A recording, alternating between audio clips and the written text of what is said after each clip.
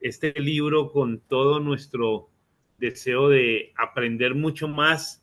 Quiero hacer un resumen de el libro hasta donde vamos ahora y decir que esta carta es uno de los tratados teológicos más profundos del Nuevo Testamento, escrito por el apóstol Pablo alrededor del año 57 después de Cristo.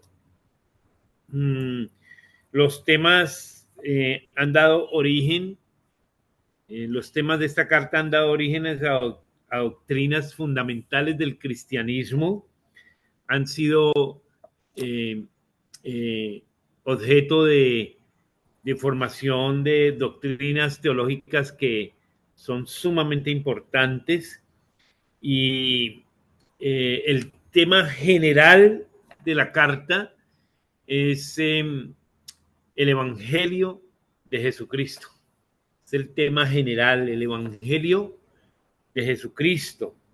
Y unos temas o subtemas que yo puedo rescatar como una síntesis, un resumen de esta carta, es en primer lugar la justificación de Dios, perdón, la justicia de Dios primero.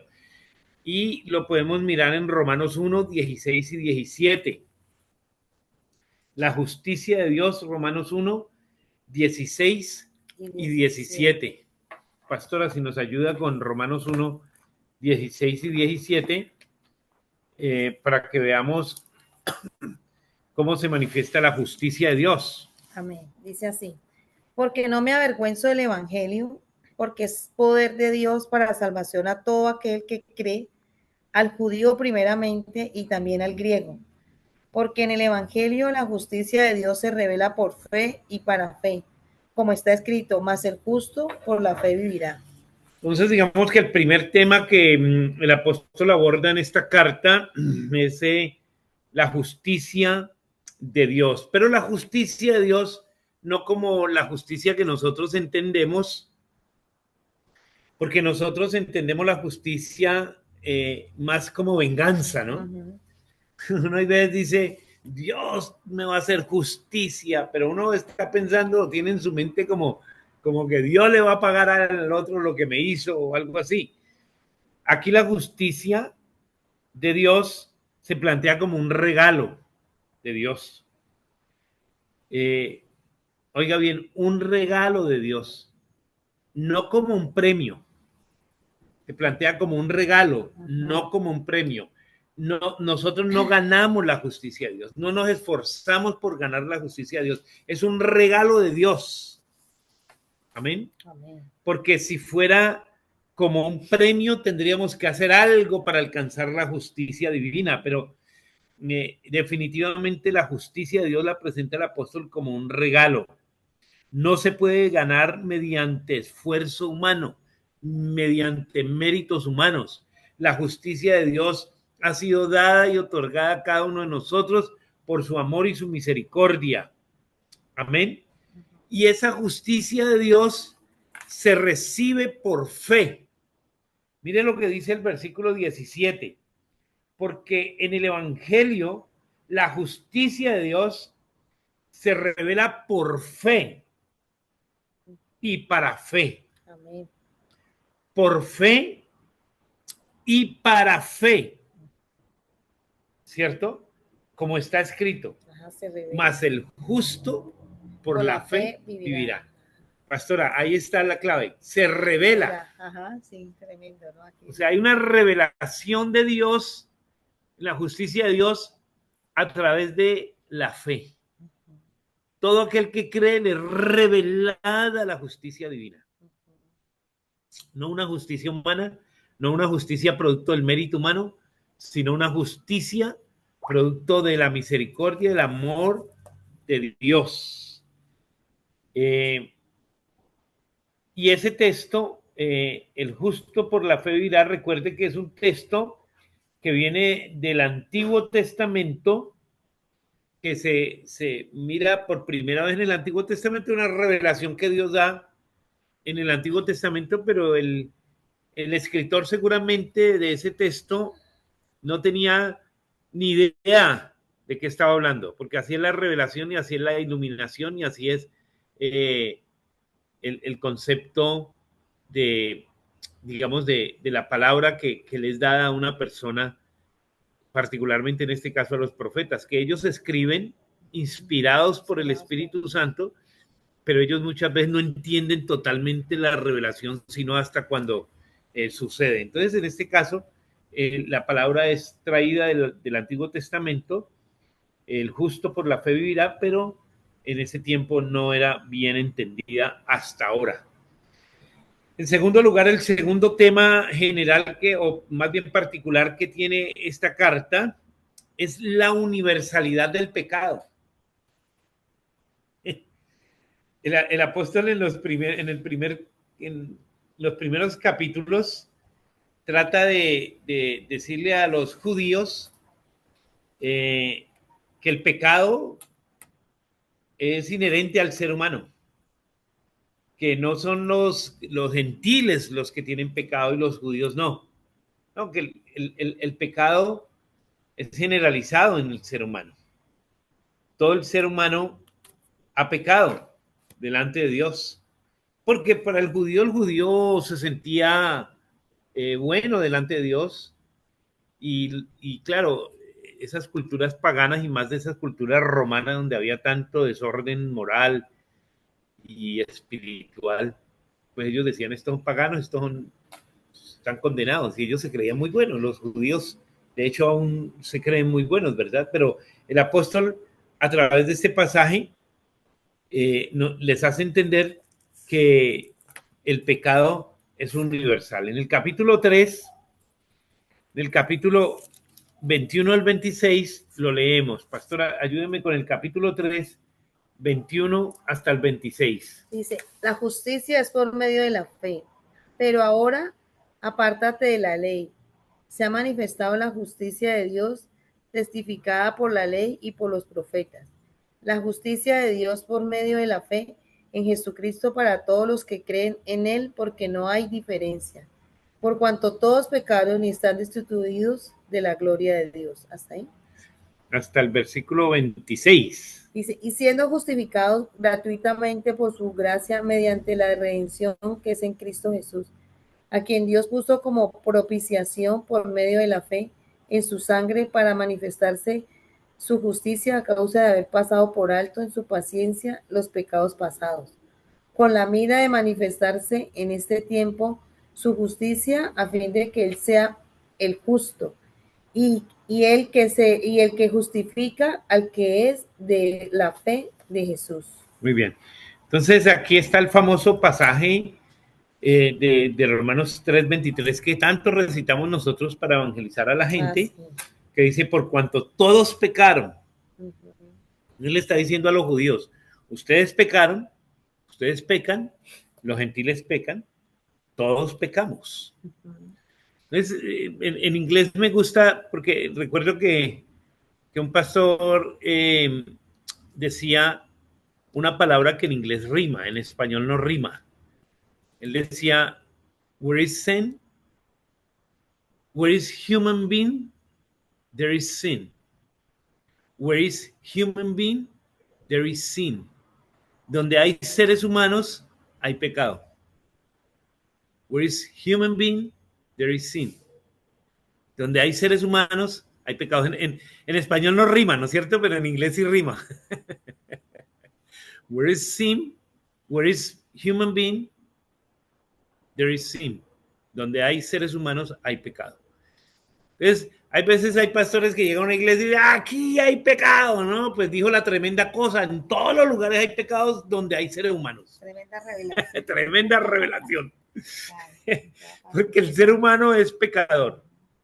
Eso es lo que dice la poderosa palabra del Señor, por cuanto todos pecaron y están destituidos de la gloria de Dios, pastora. Y es interesante porque aquí el pecado no nos hizo perder a nosotros la dignidad, la imagen de Dios. Siempre el ser humano tendrá la imagen de Dios. Lo que el ser humano perdió fue la gloria de Dios. Ya el ser humano no brilla con el brillo que Dios lo hizo. Y solo recuperamos la gloria de Dios cuando estamos en Cristo.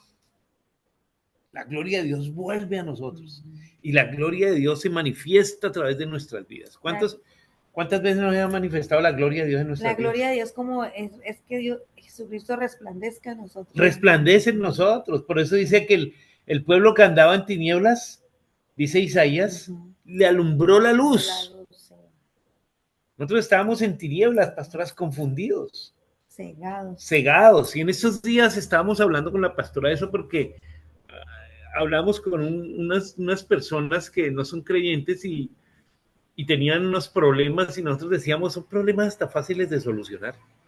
Pero ellos están confundidos, ellos están encerrados en su problema y ellos no saben qué hacer, no saben cómo. Tienen dinero, pero no saben. Ellos creen que el dinero puede solucionar los problemas y no los pueden solucionar con su dinero. Están totalmente confundidos y cegados.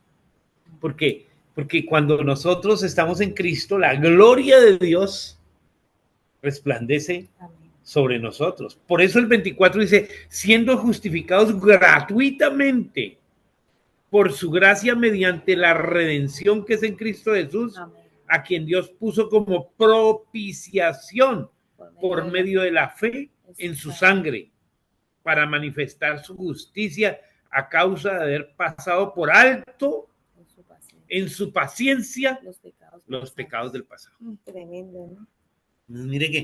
Mire que ahí nos damos cuenta que la gracia, el amor de Dios, que nosotros estamos aquí y éramos merecedores de todo el castigo, de toda la ira, de toda la rabia, de todo el enojo, de toda la frustración de Dios, y Dios cogió toda esa rabia, ese odio, esa frustración, ese dolor y lo descargó en Jesucristo. Lo descargó en Jesucristo. Y no en vano, cuando Cristo estaba en la cruz, dijo, Dios mío, ¿por qué me has abandonado? ¿No es cierto? O sea, él sintió esa carga del pecado de todo el mundo. ¿Cuántas mentiras ha dicho usted? Empezando por las piadosas, ¿cierto? Pero Cristo cargó con todas esas mentiras, con todo ese engaño, con toda esa envidia, con todo ese odio, con todos esos celos, con esa vanagloria, con todo eso que tenemos nosotros, cargó Jesucristo, el de toda la humanidad. La ira de Dios se derramó en él. Y surge esa palabra que es muy propia del apóstol, que se llama la propiciación. Amén. La propiciación por medio de la fe en su sangre para manifestar su justicia, versículo 25, a causa de haber pasado por alto en su paciencia los pecados pasados, con la mira de manifestar en este tiempo su justicia, a fin de que él sea el justo y el que justifica al que es de la fe en Jesucristo.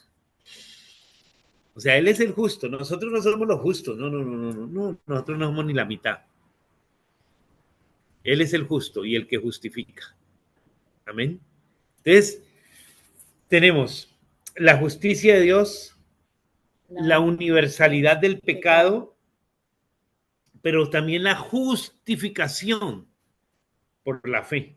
Romanos 4:1 en adelante.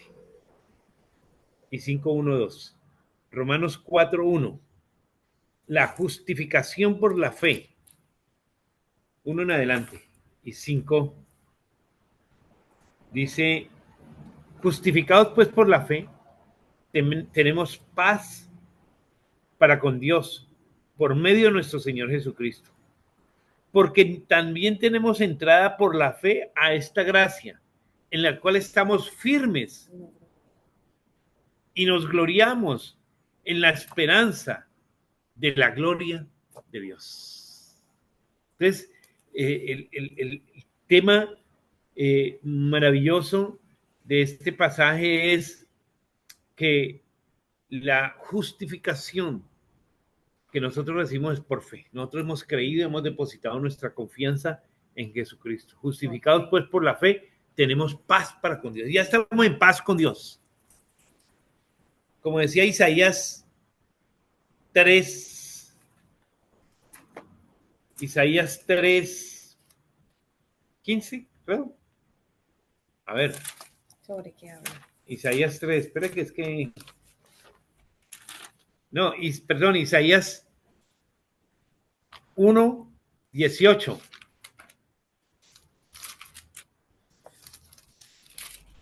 1:18.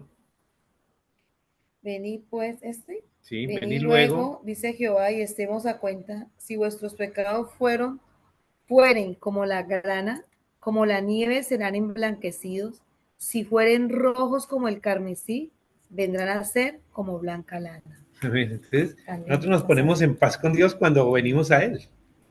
Amén. A través de Jesucristo. Me llama la atención porque un lingüista que conocimos, un traductor de la Biblia, que, que nos decía que para nosotros el color que representa el pecado, ¿cuál es? ¿Qué color es? El rojo siempre. ¿No? Para El nosotros, oscuro. el color que representa para nosotros el pecado es el negro, ¿no es cierto? El oscuro. El negro. ¿No? Oscuro, dice. Sí, pero pues uno dice el negro. Negro como que representa el pecado. Para los judíos el color que representa el pecado es el rojo. Porque mire lo que dice, venid luego, dice Jehová, y estemos a cuenta. Si vuestros pecados fueren como la grana, ¿cierto? Como la nieve serán emblanquecidos. Y ustedes allá que tienen, bueno, en Atlanta no cae mucha nieve, ¿no es cierto? ¿Cae un poquito? Hermosa la nieve cuando recién cae, ¿verdad? Ese snow flowers que le llaman. Eso es una cosa maravillosa porque todo se ve blanquito, hermoso, ¿cierto? Mire el cambio, ¿no? Si vuestros pecados fueren rojos como la grana, como la nieve serán emblanquecidos. Si fueren rojos como el carmesí, vendrán a ser como blanca lana. Hay veces uno no entiende los algunos textos porque no son traducidos culturalmente, o sea, eh, entonces La traducción es diferente. la traducción, claro. Por eso el efod del sacerdote hebreo no tenía el color rojo, porque el color rojo simboliza pecado.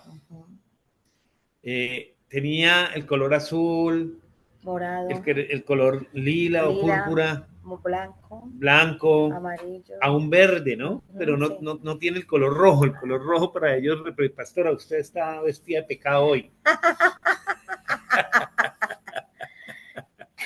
Entonces, ese concepto de justificación por la fe en Jesucristo está presente en este libro de Romanos. Cuarto tema principal es la salvación. Este tema es fundamental en el libro de Romanos, la salvación. Amén. Amén. Qué bendición que el apóstol dedica mucho espacio para hablar de la salvación en Romanos capítulo 1, versículos 18 hasta el 32. Romanos capítulo 1, versículos 18 al 32. Ahí es donde nos da esa lista, pues. Romanos 1, 18. Sí, de esa lista de problemas que hay y que nos pone a pensar a nosotros todo lo que somos y ahí como que nos vemos reflejados todos. Romanos 1, del 18 al 32, hasta que termina el 18. ¿Cómo dice? Dice, porque la ira, dice la culpabilidad del hombre, porque la ira de Dios se revela desde el cielo contra toda impiedad e injusticia de los hombres que detienen con injusticia la verdad. Porque lo que de Dios se conoce le es manifiesto, pues Dios se lo manifestó, porque las cosas invisibles de él, su eterno poder y deidad, se hacen claramente visibles desde la creación del mundo, siendo entendidas por medio de las cosas hechas, de modo que no tienen excusas, pues habiendo conocido a Dios, no le glorificaron como a Dios, ni le dieron gracias, sino que se envanecieron en sus razonamientos, en su necio corazón fue entenebrecido. Profesando ser sabios, se hicieron necios. Cambiaron la gloria de Dios incorruptible en semejanza de imagen de hombre corruptible, de aves, de cuadrúpedos y de reptiles. Por lo cual también Dios los entregó a la inmundicia en las concupiscencias de sus corazones, de modo que deshonraron entre sí sus propios cuerpos, ya que cambiaron la verdad de Dios por la mentira, honrando y dando culto a las criaturas antes que al Creador, el cual es bendito por los siglos. Amén. ¿Hasta allí?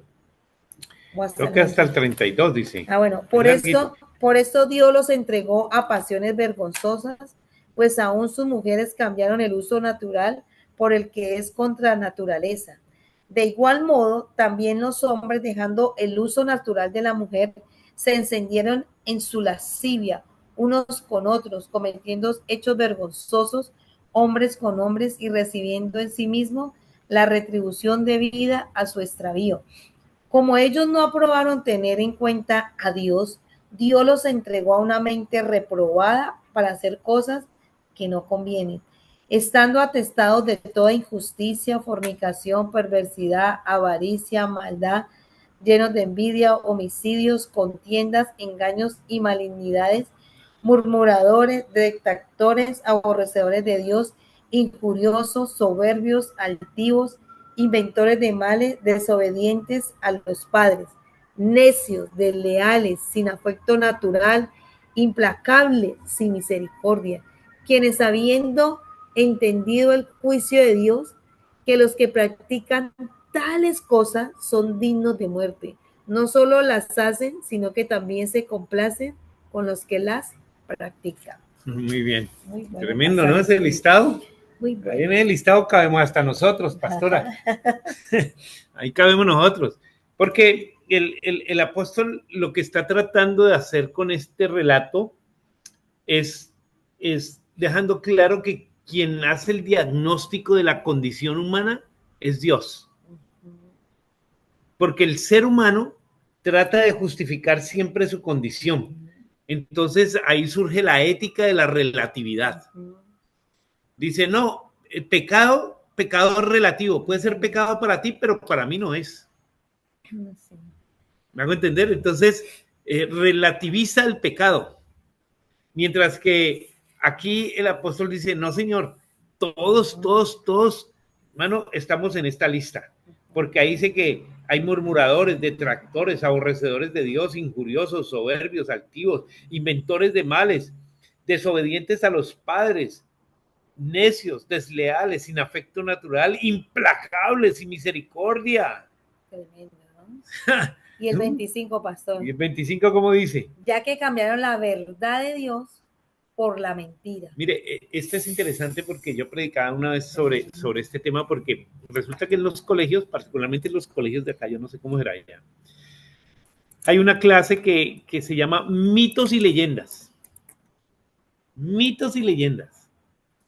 Entonces toman todos los mitos de una región y los enseñan. Y la palabra mito significa mentira. Porque la persona que es mentirosa, compulsivamente, que es muy mentirosa, le dicen mitómano. ¿Cierto? El mitómano es una persona que miente aún sin necesidad. Entonces, resulta que acá no se enseña la Biblia. ¿Cómo van a enseñar la Biblia? Y la Biblia es religión, ¿cierto? Pero sí enseñan los mitos, las mentiras. Y aquí dice, ya que cambiaron la verdad, que es la palabra, Juan 17:17, ¿cierto? De Dios por la mentira. Honrando y dando culto. O sea, el ser humano cambió la verdad de Dios y prohíbe la lectura de la Biblia en los colegios y en cualquier lugar, pero sí enseña mitos y leyendas, que son mentiras. Entonces, ¿qué más podemos esperar de un mundo corrupto, verdad? Ese es el mundo corrupto que vivimos. Pero ese es el diagnóstico que da el apóstol. Entonces dice, quien define la condición del hombre es Dios. No es el hombre el que define su condición, sino Dios. Dios da un diagnóstico de quiénes somos. lo que somos. Romanos 10, 12 y 13 también nos habla de que la salvación es para todos. Romanos 10, 12 y 13. Oh, claro, dice, porque no hay diferencia entre judío y griego, pues el mismo que es Señor de todos es rico para con todo lo que le invoca, porque todo aquel que invocar en nombre del Señor será salvo. Es ahí ya, todos somos pecadores, pero Dios es misericordioso tanto para judíos como para gentiles o no judíos, para todo el mundo. Dios es rico y Dios quiere salvar a través de Jesucristo. El que invoca el nombre del Señor, dice, será salvo. Ese, ese tema de la salvación es fundamental también ahí en este libro de Romanos. Amén. Muy bien. El quinto tema que hemos visto, por lo menos que yo saqué en resumen aquí, es la nueva vida en el Espíritu. Y está en Romanos 8. La nueva vida en el Espíritu. O sea, teníamos una manera de vivir y ahora tenemos una manera diferente, un pensamiento diferente, una actitud diferente. Entonces, leamos los primeros versículos, pastora. Del 1 al 4. Del 1 en adelante, sí. Dice, viviendo en el Espíritu. Ahora pues ninguna condenación hay para los que están en Cristo Jesús. Los que andan conforme los que no andan, ¿no? Los que no andan conforme a la carne, sino conforme al Espíritu. Porque la ley del Espíritu de vida en Cristo Jesús me ha librado de la ley del pecado y de la muerte. Porque lo que era imposible para la ley, por cuanto era débil por la carne, Dios enviando a su Hijo en semejanza de carne de pecado, y a causa del pecado condenó al pecado en la carne. Porque la justicia de la ley se cumpliese en nosotros, que no andamos conforme a la carne, sino conforme al Espíritu. Porque los que son de la carne piensan en las cosas de la carne, pero los que son del Espíritu en las cosas del Espíritu. Porque el ocuparse de la carne es muerte, pero el ocuparse del Espíritu es vida y paz. Por cuanto los designios de la carne son enemistades contra Dios, enemistad contra Dios, porque no se sujeta a la ley de Dios, ni tampoco pueden, y los que viven según la carne no pueden agradar a Dios. Mas vosotros no vivís según la carne, sino según el Espíritu. Si el Espíritu de Dios mora en vosotros, y si alguno no tiene el Espíritu de Cristo, no es de él. Pero si Cristo está en vosotros, el cuerpo en verdad está muerto a causa del pecado, mas el Espíritu vive a causa de la justicia. Y si el Espíritu de aquel que levantó a los muertos a Jesús mora en vosotros, el que levantó de los muertos a Cristo, Jesús vivificará también vuestros cuerpos mortales por su Espíritu que mora en vosotros. Muy bien, hasta ahí. Muy bueno.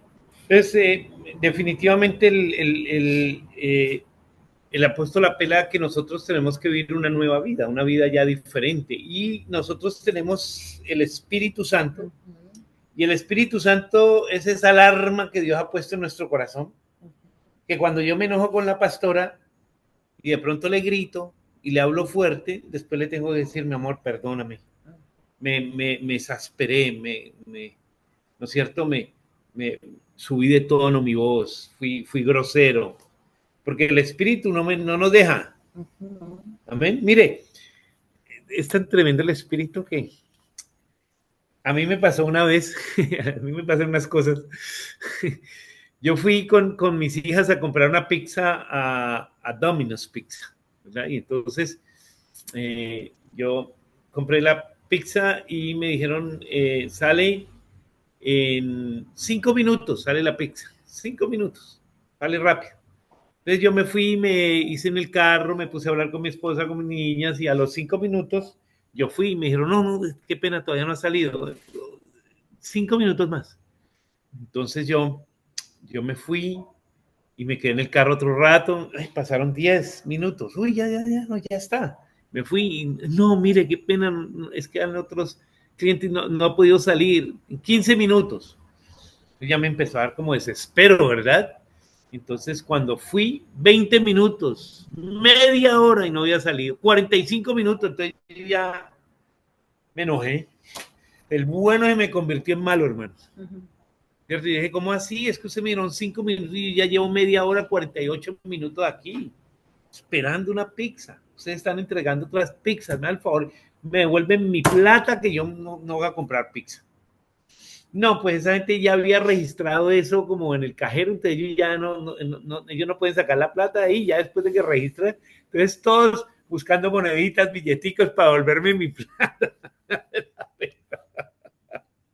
Y yo cogí mi plata y me fui bravo y ya ni comimos nada porque ya nos quitó hasta el hambre de la rabia que teníamos.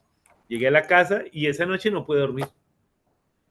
No pude dormir, pensando en esos trabajadores pobrecitos que todos se tuvieron que dar de a 1,000, de a 2,000 pesos para pagarme la pizza. Y ya había entrado esa plata y después de que se entrada esa plata yo no se las devuelve. Al otro día yo fui y le dije, porque yo hice llamar al supervisor, entonces llamé al supervisor y le dije, mire, le voy a pagar la pizza, aunque no me la dieron, le voy a pagar la pizza y por favor repártale la plata a los trabajadores que dieron la plata de la pizza, pero discúlpeme que yo me enojé y no está bien que me hubiera enojado así.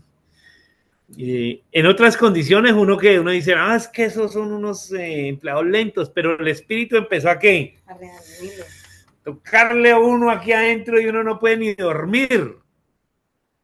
Porque ahora ahora pues ninguna condenación hay para los que están en Cristo Jesús, los que no andan conforme a la carne, sino conforme al Espíritu. Ya no andamos en el enojo, en la rabia, en lo que nos da, en la pataleta, en lo que hacemos y no nos pasa nada, ¿no? Ya no somos más un pecador feliz. Ya el Espíritu Santo nos toca, nos llama, nos reargulle. Nos habla, nos exhorta, ¿verdad? Nos anima, nos aconseja, nos ayuda. Él es nuestro ayudador. Entonces, el apóstol hace énfasis en este libro o en esta carta de la nueva vida en Cristo. Amén. Amén. Y el 1, 2, 3, 4, 5, sexto tema que hemos tocado, porque todavía no hemos tocado todos los temas, fue un tema maravilloso, que fue la soberanía de Dios. Recuerden el capítulo 9, la soberanía de Dios. Cuando dice, ¿quiénes somos nosotros para cuestionar a Dios? ¿Quiénes somos nosotros para altercar contra? Dirá el alfarero, el barro al alfarero, ¿por qué me hiciste así? Simplemente Dios tiene potestad para hacer una vasija de honra y una vasija de honra. La soberanía de Dios es absoluta y nosotros no tenemos ni la capacidad, ni la posibilidad, ni la autoridad para cuestionar esa soberanía divina. Amén. Amén. Esos son los temas que hemos tratado de Romanos, haciendo un resumen. Y yo les decía que hay dos temas fundamentales, o por lo menos una ¿cómo se llama? Una escritura que le llamamos la escritura bisagra, que es hasta el capítulo 12, hasta el capítulo 11 de Romanos, igual que pasa con Hebreos. Sí. Él viene hablando de temas doctrinales. Amén. Toca hasta el capítulo 11, termina hablando de temas doctrinales, pero del 12 en adelante habla de exhortaciones personales. Amén. Ya habla de exhortaciones personales. Entonces, nosotros terminamos el capítulo 11 y vamos a hablar el próximo lunes del capítulo 12 en adelante, que son unas exhortaciones de cómo debemos de vivir nuestra vida cristiana. Amén. Entonces, si alguien tiene alguna pregunta, algún aporte, diga, uy, no, yo quiero, este versículo me llamó la atención o este tema me llamó la atención y quiere hacer un aporte a entonces lo puede hacer en esta noche abriendo su micrófono y levantando así la manito. Jenny. Jenny. Jenny, abra su micrófono.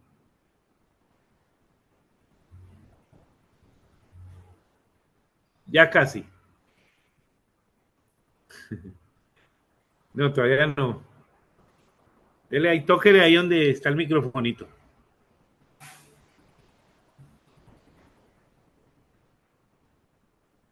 Nada.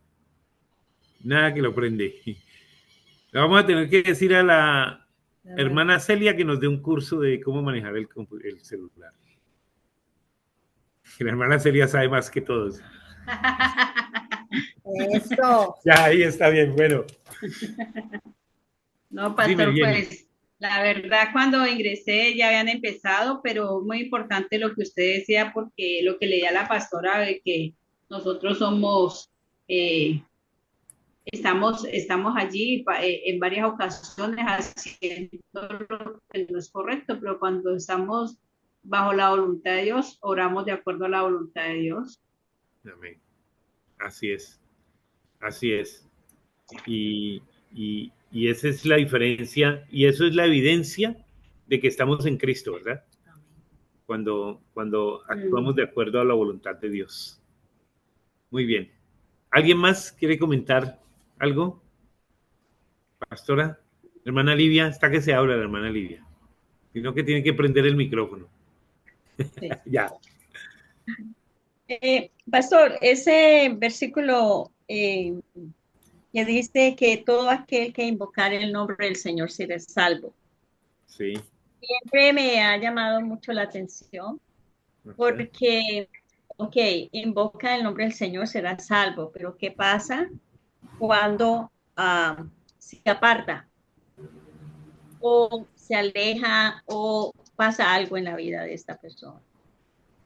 Sí. Cosas como desobediencia, rebeldía, todo lo que dice que los que practican tales cosas no heredarán el reino de Dios.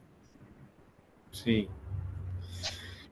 Pues yo siempre he dicho que a mí me cuesta mucho trabajo jugar a ser Dios quién es salvo y quién no es salvo, ¿cierto? Porque uno se pone de pronto a hacer ese juicio y de pronto ahí se queda. Entonces yo no me quiero quedar, pero yo sí sé que en la Biblia por lo menos hay referencias de hombres como David, como Pedro, como muchos otros que a pesar de que hay evidencias de su salvación, fueron desobedientes.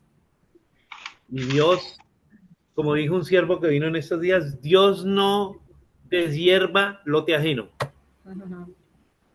Dios no edifica lote ajeno. En lote ajeno. En lote ajeno. O sea, Dios lo coge y lo trata. Porque cuántas veces nosotros no hemos estado incluso en desobediencia, pero Dios nos ha tratado. ¿Por qué? Porque somos sus hijos. Y nos ha sacado muchas veces del error, su misericordia, hay veces con mano dura, hay veces con misericordia, con amor. Pero la salvación porque es que hay una diferencia entre pecar y practicar el pecado. Es que practicar el pecado es como vivir en el pecado, como estar, ¿cierto? Pero muchas veces pecamos todos diariamente. Y recuerde que yo le he hecho, siempre le hago una diferencia a la gente de qué Dios nos salvó. Dios nos salvó del pecado, en singular, del pecado. Dios nos salvó del pecado, pero diariamente estamos luchando con los pecados. Y vamos a dejar de luchar con los pecados hasta que muramos. El día que estemos en un ataúd, ese es el día de la victoria nuestra. Porque para mí el vivir es Cristo y el morir es ganancia.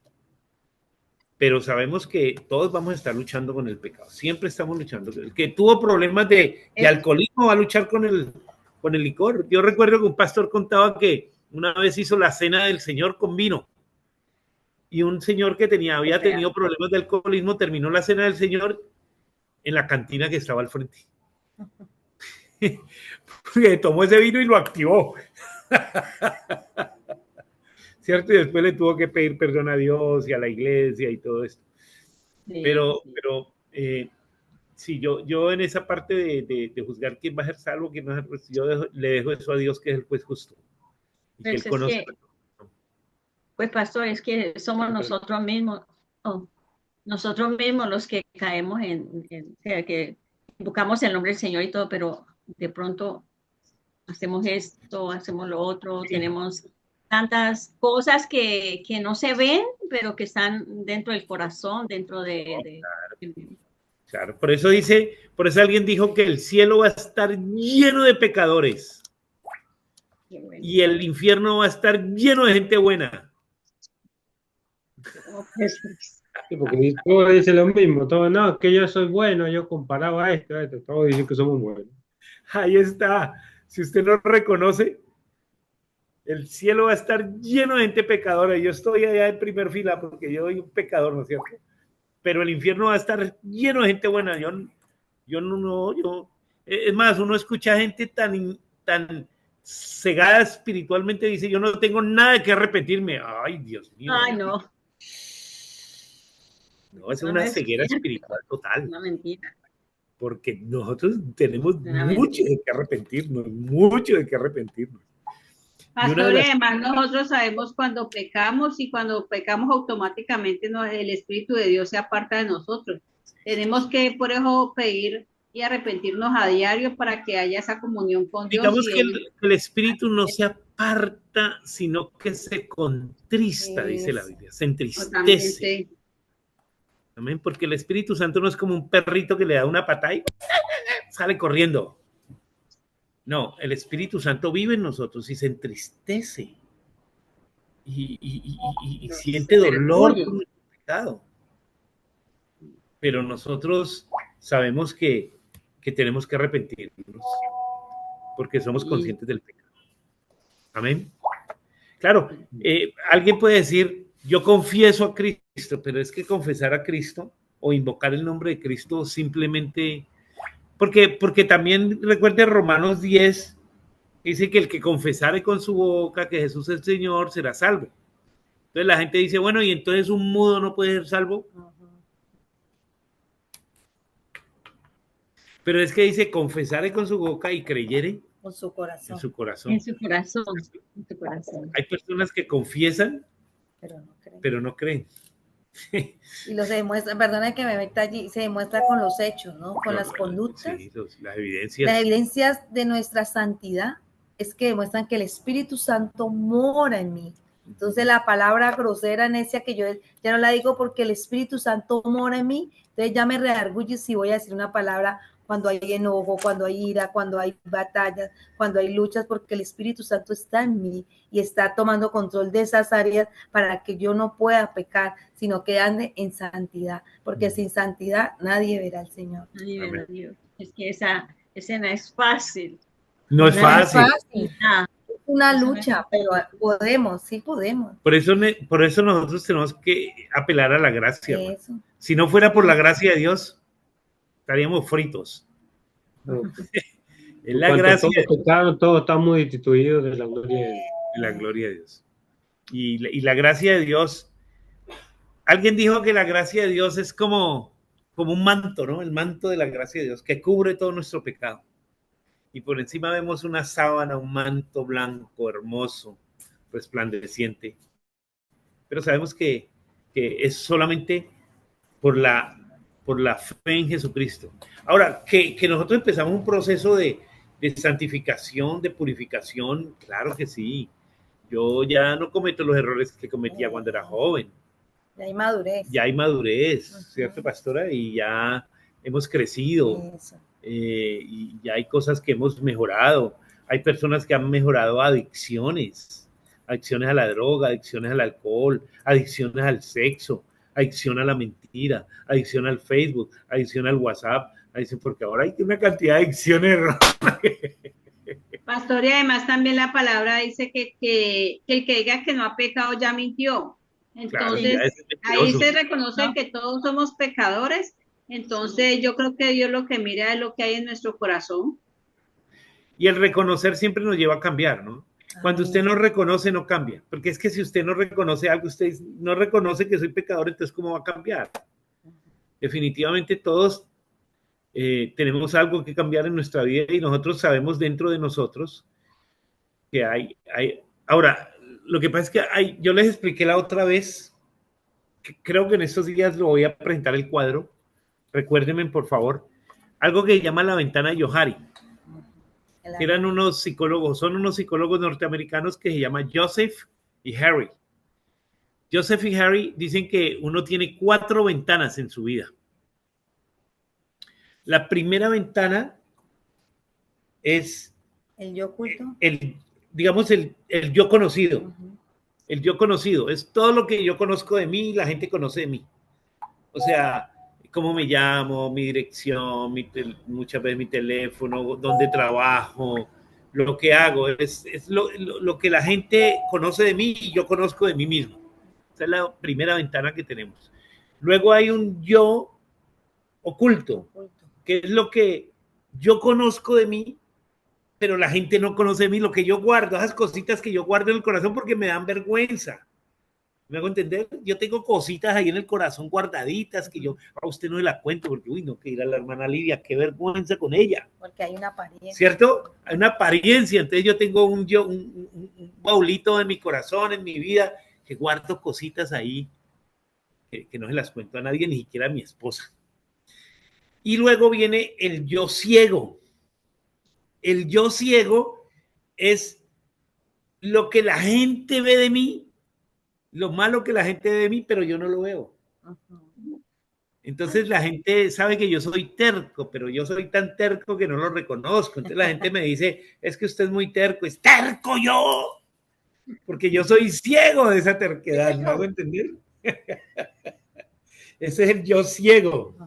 Amén. Y hay la última ventana se llama el yo desconocido. Hay cosas que ni la gente conoce de mí, ni yo conozco de mí. Entonces hay cosas que yo llego a hacer en la vida que yo digo, no, yo me desconozco. O la gente dice, no, yo no lo reconozco, lo que usted hizo yo no lo reconozco. Puede ser buenas o malas. El yo desconocido. Ese no es el bueno que yo conozco. Ese no es el bueno que yo conozco. El contrario. Son 4 ventanas que tenemos nosotros en nuestra vida. Después les muestro el cuadrito y lo trabajamos. Se llama la ventana de Johari. Y el Espíritu Santo muchas veces nos muestra a nosotros en el yo ciego, o muchas veces, por eso es que uno se tiene que casar. Por eso es lo maravilloso de uno, porque es que el esposo o la esposa o los hijos le hacen ver a uno lo que uno no ve. ¿Cierto? Así es. Hermano Luis.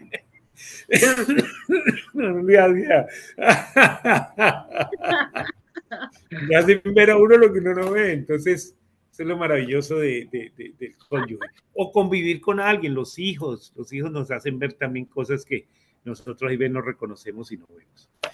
Amén. Amén. Amén. Muy interesante esta clase. Volvimos otra vez a reírnos y a gozarnos estudiando la palabra. Amén. Amén. Que Dios lo bendiga. Tu hermano Luis, que está que se habla ahí. No, amén. Dije, no. Que ore, ¿no? ¿Quieres que lo ponga? No, pero sí, bastante interesante porque este libro, yo también estaba leyendo todo el Romano. A mí me gusta el libro Romano. Qué bueno, qué bueno. Y fíjese que muchos de los libros dicen que, algunos pastores dicen que este es como el libro central que vendría a ser de toda la Biblia, porque acá está especificado todo lo que, desde Romano 1 hasta el 16, todo Sí. está como si hubiera sido un resumen de todo lo que era la Biblia. Sí, es verdad. Es un resumen de toda la Biblia. Es como un resumen de toda la Biblia. Y uno se pone a analizar el versículo y se da cuenta de que hay partes donde hasta habla del Antiguo Testamento, de todo lo que... Sí. Habla de los judíos, de las leyes, de todo, ahí está incluido todo. Increíble, ¿no? Tremendo ese libro. Por eso me gustó cuando Adriana escogió este libro para estudiar, porque es un libro que a mí también, una carta que a mí me apasiona mucho estudiarla y enseñarla. Amén. Pues muchísimas gracias a ustedes. El próximo lunes a las 8 estamos aquí de nuevo y empezamos el capítulo 12 de Romanos. Amén. ¿Les parece Amén. bien? Amén. Hermana Livia, ¿usted nos despide en oración, por favor? Amén. Amén.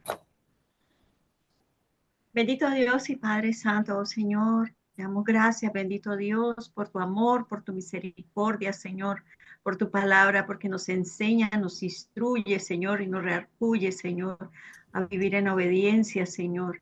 Gracias, Dios mío, te doy por el pastor Oscar, por su esposa, Señor, por Adriana, que ha tomado a bien retomar las clases de nuevo, empezar de nuevo con este estudio tan maravilloso que nos abre los ojos, nos enseña, nos instruye.